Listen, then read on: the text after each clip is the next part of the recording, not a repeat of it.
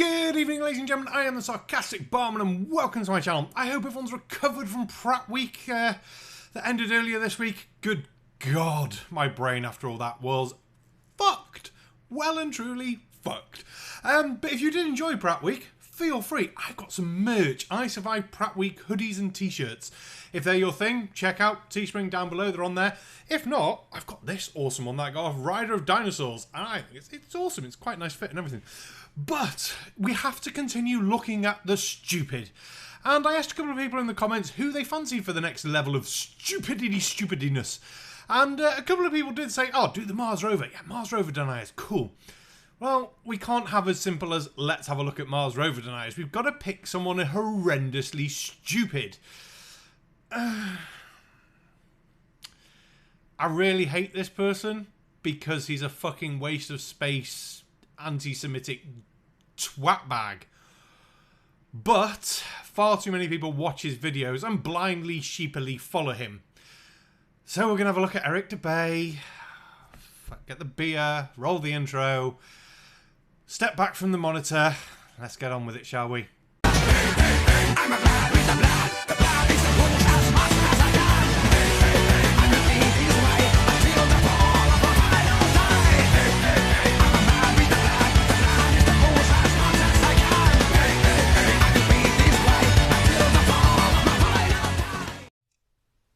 Last week, NASA, the biggest black-budget black hole in existence. Well, we're starting off with a swing and a miss by Eric Dubay. God damn, if you think NASA's the biggest black hole budget, I'd hate to show you that the intelligence budget for America is almost 3 times that of NASA. Plus, then you've got the military intelligence on top of that, which is about the same budget as NASA. So, no. Just no, Dubay. You fail already. Sucking in $52 million of American taxpayer money every single day. Really? Maths isn't your strong point, is it? Do you really think it's $52 million a day? Right, let's do some maths. So we've got $23 billion for the year. That sounds like a lot. But it's not really. It's actually $66.193 million a day, which then still sounds like a lot. Until you break down that there's 150 million taxpayers in America, which means that of the taxes that each of taxpaying America pays, around $155 each per year goes towards NASA, which roughly works out at around 44 cents per day. But then the population of America isn't actually 150 million people. They're just the ones that pay taxes. Population of America is around 328 million. So that actually works out at $71 per person per year to fund NASA, or around 20 cents per day. 20 cents per day is what NASA basically gets from the tax-paying Americans. And what's even more amusing is that some of those tax-paying Americans will be working for NASA or working for other companies that work for NASA. So they will then be paying their taxes back to the American government. Do we have to get into how economies and things work and how this money's actually being spent round and things like that and what it's being spent on?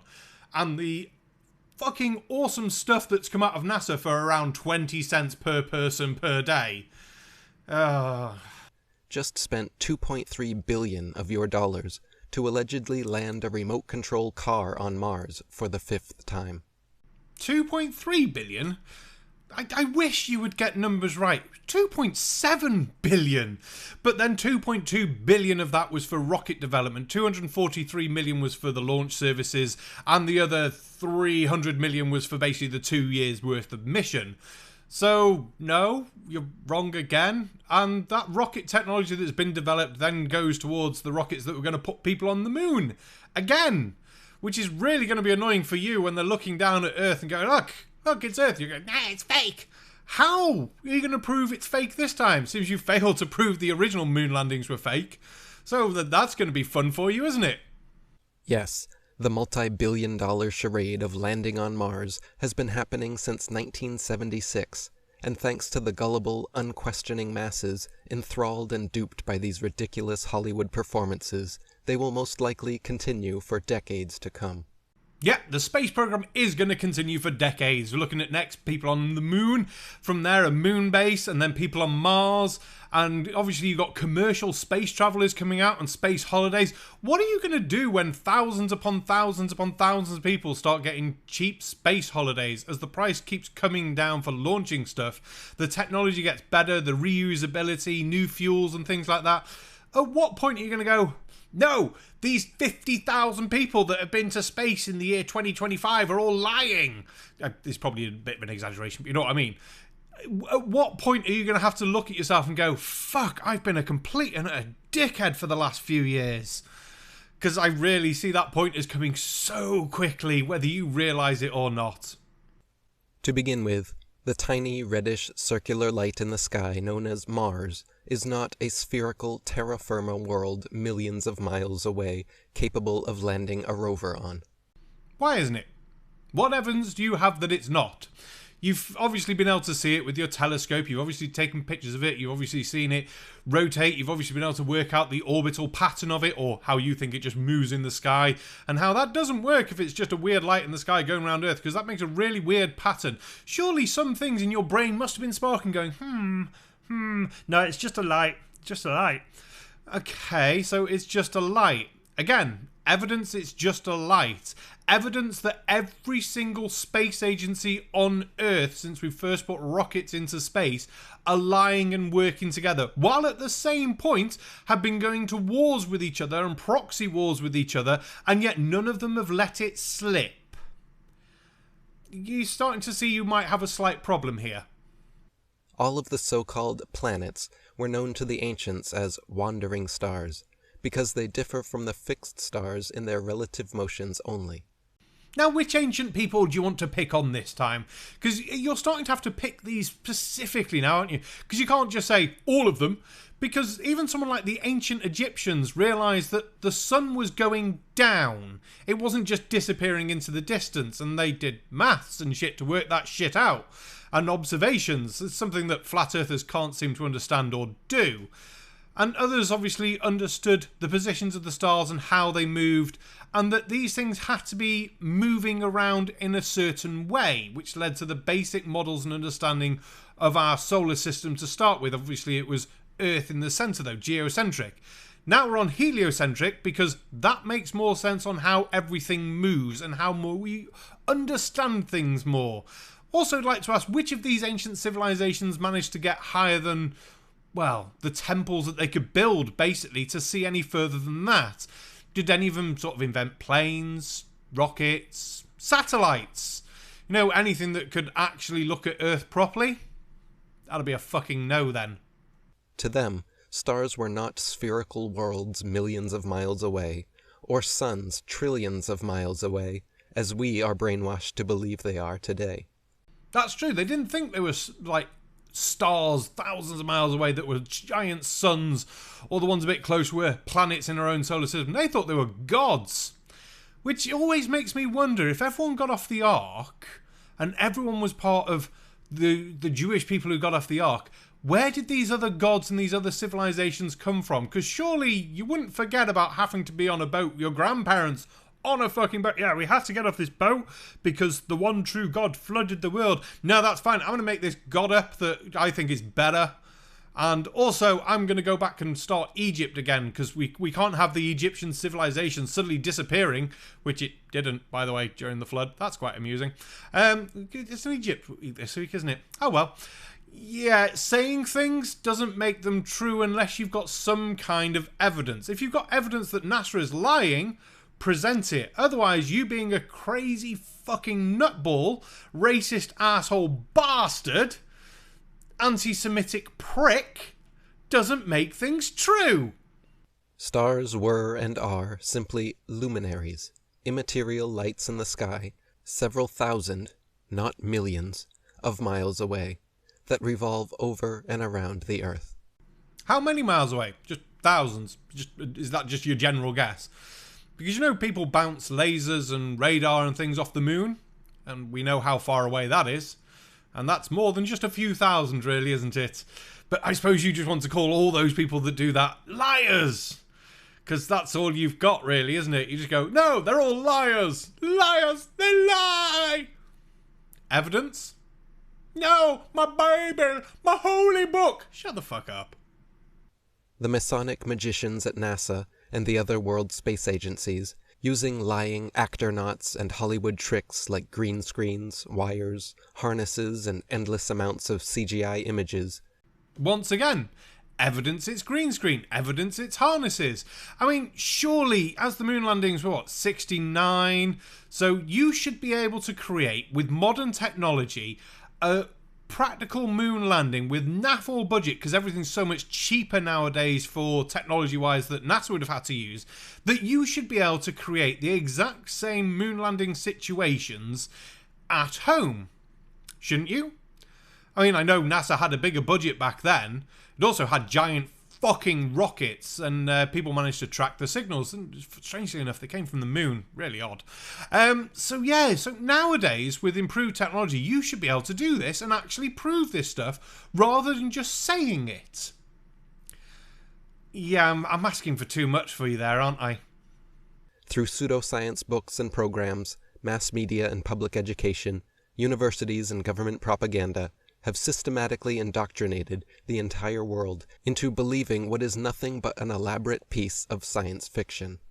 No, I didn't actually listen to anything you had to say there because I was too distracted by the really badly focused fucking picture.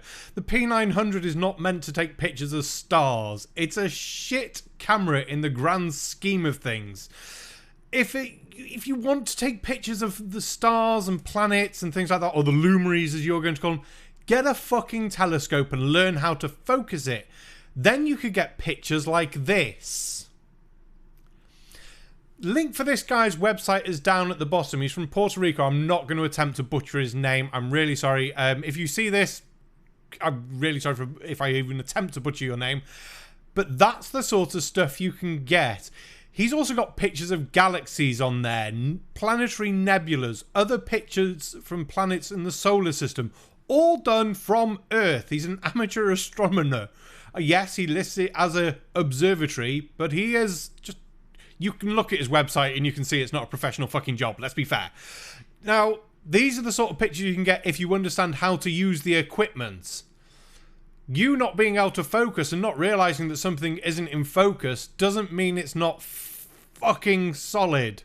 It just means you don't know how to use the equipment and are too fucking pissant lazy to find out how to use it, or to check with people who can use them and ask them for some decent fucking photos. Because you're a lazy shit! As you can clearly see for yourself with a bit of research, a telescope or high-zoom camera, and an open, discerning mind actually honestly admitting to yourself what is and what isn't a CGI, computer-generated image, it is obvious that the light in the sky known as Mars is not some science fiction desert planet millions of miles away. Now you want to keep claiming that NASA fakes it and it's all CGI, except if we look at these collection of amateur photos of Mars, you do start to see something. And that something is, they all have the same sort of shape, they all have the same sort of features. And what's worse is that if you look at this one of Hubble from Mars, it looks sort of the same. And you put them side by side with an amateur and a Hubble one, yeah, you start to have more problems. The CGI images NASA shows of a spherical world are clearly and admittedly not photographs, and look nothing like Mars when seen through a telescope.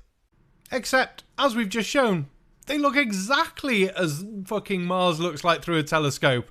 So you're just a lying, cock-wombling twat face. I've included a link to one of the pictures that I showed in that stream. The guy sells prints. His pictures are amazing, to be fair. I had a look at a few of them and I thought, wow. I'd feel really bad not sharing the link considering he sells these pictures. Anyone's interested in the print, check him out. You might have something you like. You might not. Who knows? But worth a look. But yeah, maybe Dubay, you should buy one. And then you could compare it to what NASA shows. Or maybe you could go meet some of these people who take proper photos of Mars and other planets from Earth and go, well, how do you do it? So, well, first you focus, we'll have to obviously explain what focusing is to you, because obviously you don't fucking understand that basic principle of photography, knob. Meanwhile, the actual photographs NASA claims are coming from this completely other world look exactly like they are coming from Devon Island, Canada, with a red tint added in post-processing. So surely then, to prove this point, you've gone to Devon Island, or someone from the Flat Earth Society has gone to Devon Island and matched up these photos exactly and gone, look, this is obviously where it was. And if we look, we can find the tracks and things from the rovers, and we compare it to images that NASA have said have come from Mars. You're not just taking the images and then changing the tint on them and saying, look, it looks like somewhere on Earth where they do testings. Because that would be stupid. You would have to, if you think it's on Earth, you should really go and check this shit out. It's a bit difficult for us to go and say, yeah, let's go and check in space and make sure it's exact. But if you're saying it's on Earth, you can go and check this. Surely you should be able to go and check this, and surely you have. No, you haven't, have you? There is nothing being shown in NASA's photographs of Mars that cannot easily be faked on Earth. And given the lack of skepticism or scrutiny from the gullible masses, they barely have to fake any evidence too. Just give them a computer screen of a CGI parachute with a CGI rover. Now you claim your images and say, yes, all the images are from Devon Island. Okay, evidence of such? That's all we actually want is some evidence of such. Because NASA will tell you quite happily, yep, we go to Devon Island to test stuff. Okay. Surely if they were trying to hide things and have images from Earth and then just disguise them, they wouldn't tell you where they're fucking testing shit, so you could possibly go and follow it or go to the place yourself, take the picture and say, look, it looks exactly like Mars. So surely you've actually been there and done this then to double check these things. Otherwise you're just talking out your ass. Because you're just saying things with no evidence. At least NASA has evidence behind it, whereas you have, no, my holy book. And that's about it, really, innit? The unquestioning masses now thoroughly believe NASA has landed their fifth remote control car tens of millions of miles away and are receiving photographs from it through the internet. No, he can't be that stupid. He really can't be that stupid. If he was going to say something that stupid, we'd know he'd have to be a fucking moronic troll. He's obviously a slip of the tongue. Yes, that's right. How do you think NASA sends and receives all data to and from this remote control car? They apparently have internet technology so strong and fast that they can operate a remote control vehicle from tens of millions of miles away. What? Do you think because they're using computers, they're using the internet? Because that would just be a stupid conclusion. I mean, really stupid conclusion. Even for someone as stupid as you. They use radio waves. This is not a fucking new thing. Radio waves. Particularly in this case, X-band radio waves. And what's worse, they don't control the car as much as send a set of instructions, wait for it to do the instructions, wait for the fucking feedback to come back, and then plan the next set of instructions. Because there's a delay, you know, it's not instantaneous, and no one ever thinks it's instantaneous. And only a moron would think it's the internet.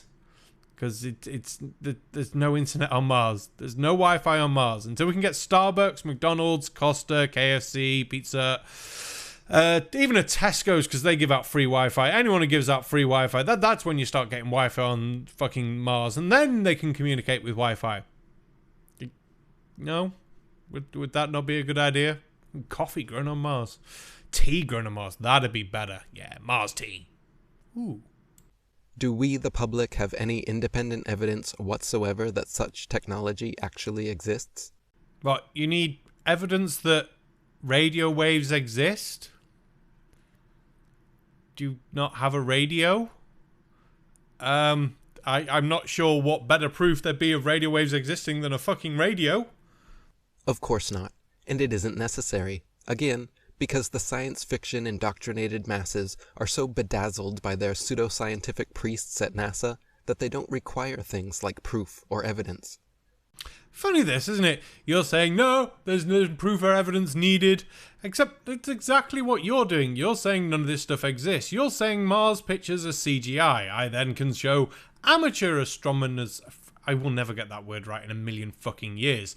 But they are taking photos that look very, very, very, very much like the photos that NASA provides from the Hubble Space Telescope and from other satellites and from fucking satellite recon of things that have gone round Mars. And yet they match up. Weird, isn't it? Almost as if there is something really there and everyone's taking the same fucking picture of it. Simply because you lack the ability to take a picture yourself of Mars doesn't mean that others can't. Now let's talk about the supposed parachutes deployed by these rovers when landing. NASA says the surface pressure on Mars is only 0.3% of the surface pressure on Earth. 0.3%. Can you for once get something right? Please. Please. It would be nice. Now, Mars's average surface pressure is about 6 to 7 millibars on average. So we'll take 6 millibars. Earth on average pressure is 1,013 millibars. So that's 0.59%. You can do the maths. I don't know why you get things so wrong. Yes, not much pressure on Mars. Yes, we understand this. Point. And equivalent to the pressure at about 23 miles above Earth. This fact alone blows their hoax out of the water. Any skydiver knows there is not nearly enough air matter at that pressure to provide any kind of lift for opening and billowing out the parachutes NASA uses to land its Mars probes. You made me do it. You made me do fucking maths. You asshole. Because I very much guarantee you didn't bother to do maths. Now, we found a page that'll work out the drag and shit for a fucking parachute. So, we started with the mass. Fucking sides. We started with the mass of the rover at 1,025 kilos. The gravitational acceleration of Mars, 3.71 meters a second. The air density, 0.02 kilos per cubic meter. Awesome. And then we did the projected area of the parachute. Now, this is where I might have fucked up. Because I couldn't find... I could find the radius, the diameter of the parachute, but not how curved it was, how tall it was, so we could work out a proper area. So I just put it in a circle calculator and halved it, which is where we get the 726 meters squared.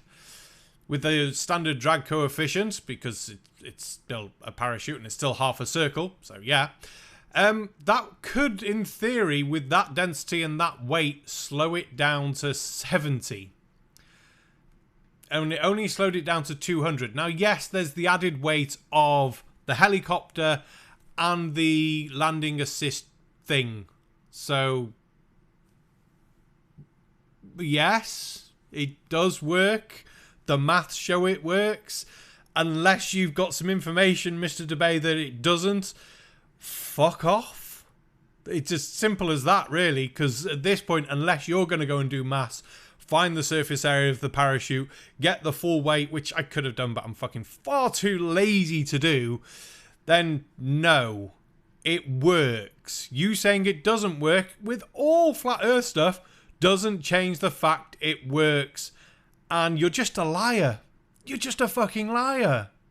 No parachute ever devised has been able to successfully deploy at that altitude. They simply stream straight back, then never fill the rest of the way down. Evidence needed. Provide some. Please provide some using NASA's spec for their parachute and how it's deployed. I'll wait. Joe Kittinger's record highest, fastest, and longest parachute dive from the Earth's upper atmosphere had him free-falling from only 19 miles high for 15 minutes at 767 miles per hour, and his drogue chute proved useless and offered no deceleration. Couple of things. One, he didn't reach 700 anything miles an hour, 614 miles per hour. Please, get numbers right. I know this is difficult for you and numbers aren't your strong suit, but come on, you can try. You can really try. Also, the whole point of Project Excelsior wasn't to slow him down. It was to stop him spinning. The drogue chute was there to stop him spinning. So that, one, you don't pass out, and then you can deploy the main chute. So, yes. The drogue chute that wasn't designed to slow him down didn't slow him down. Isn't that amazing? Also, his parachute, when he did deploy it, was about 6 meters. NASA's is 21 meters across. There's a bit of a difference. And it's not even trying to slow it down completely for a soft landing. It's just trying to slow it down enough for the rockets on the actual descender to fucking touch it down. You're a dick. You're a number fucking up dick. Yet NASA would have us believe, for example, that their 2008 Phoenix's drone parachute managed to somehow slow it down from 12,738 miles per hour to 123 miles per hour in just 2.86 minutes before its final landing. Wow, you got things almost right. Except it wasn't just the parachute that slowed it down, was it? No. Because there was the heat shield and the building up of friction and things like that. And then once the heat shield had been going for a while and that helped slow it down, then it launched its parachute, which went for about 3 minutes, just under. Then it fired its thrusters as it came into land. So, it's a combination of things, you fucking knob. Trying to say it's just the parachute is just fucking stupid. It really is. You don't get anything right in these videos, do you? In other words, NASA is claiming to do something on Mars that we have no evidence is even possible on Earth at significantly lower altitude and 16 times slower speed. And about a third of the gravity. NASA must have since gotten the memo because this time, for Perseverance, they claim instead that they fitted it with a special aeroshell and heat shield, which allows the, quote, drag of the Martian atmosphere to do all the heavy lifting for them. Phoenix had a heat shield. Fuck my life, you are useless. All you've got to do is go and check the fucking information. But apparently that's too difficult for you. Somehow slowing the craft from over 12,500 miles per hour to just 1,000 miles per hour before deploying the parachute. And here, I think, is the highlight of your inability to do any sort of research in a video. The new NASA rover supposedly travelled 127 million miles. No, it didn't. It travelled 293 million miles? Yeah, thereabouts. To Mars in 7 months. Well, 203 days to be exact, which is 5... Maths isn't your strong point, is it? Because the 203 days divided by the 127 million miles divided by the 203 days, if we're not including the day it arrived at Mars, is not 585,000. Did you just pick this off the internet and didn't bother to fact check it? Of course you did, because that's the level of fucking stupidity you have.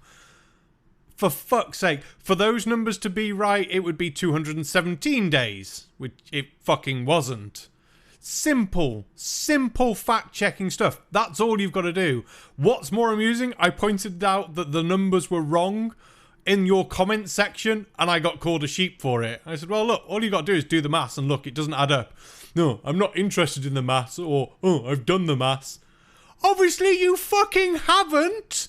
Jesus Christ, how long is this video? I've still got time on this video. No. Enough. You've said nothing of any consequence, and all you've actually done in the entire video is shown your own fucking stupidity. Seriously, dude. If this is the best you've got, no wonder Flat Earth is fucking dead as a dodo. Anyone who can watch your video and not fact check it, they're the fucking sheeps. They just any common sense to look at the fucking shit you're posting. Fuck my life. This video was far too long. Just crapping long. And you made me do maths. You made me do maths. My brain not built for maths. Now, if all things have worked out, Dead Kennedy, Willy Kennedy in Space, link down below, has also done a video on this fucking nutball. So, I don't know how nice he's going to be. Apparently, he's not going to be very nice, which I don't fucking blame him because it's fucking Dubay. I've been slightly nice. I don't know why. Really don't know why. You fucked my brain up. But I think this will do for an extra video of this week, because just enough shit has been done. Especially after Pratt Week. Right. Don't forget to like, share, comment and subscribe. Check us out on Sunday for poker. See you next Tuesday here on this channel. And leave a comment who we want to go and see next time. Please, no maths. I can't do maths. Though my maths seem to work out all right. Meh, we'll see. I think that's everything. Thank you to my members. Thank you to my patrons. There's been some new ones of you. And new members. Awesome. Don't forget, use your nice funky emojis. And hopefully, if I've had time between making this video and before Kevin's come out, this might be in the private Discord room for members and Patreons. If you have signed up recently as a member of Patreon and I haven't moved you into the special Discord room, just leave a message in Discord. The link for Discord's down below. Just so you... Oi! Put me in the room, and I'll put you in the room. With the beer. There's beer in that room. Yes. On that note, thank you very much, and good night.